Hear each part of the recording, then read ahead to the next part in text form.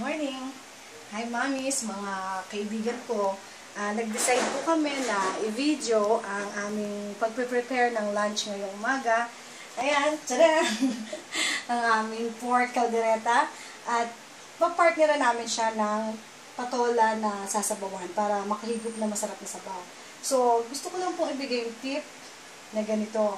Pag bibili kayo sa palengke pa lang, ipaputol nyo na yung patola para malaman nyo kung siya ay fresh, kung siya ay mura. So ayan, murang-mura siya. So ang tip na ibibigay ko po sa inyo sa umaga nito, na talagang tip ay kung paano siya, kasi di po ba mami, nahihirapan tayong gumamit ng mga peeler or kutsilyo, tapos natitira sa kanya ay very small ng laman ng patola. So eto po, ginayat-gayat ko na siya ng konti-konting maliliit.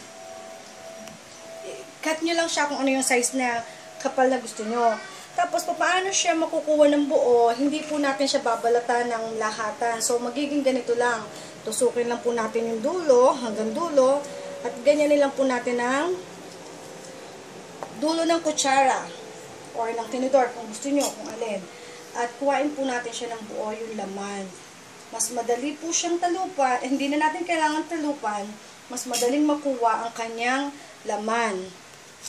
Diba, pagka naggagaya tayo, pagka tinatalupan natin, napakaliit na, halos wala nang natitira doon sa amount nung laman.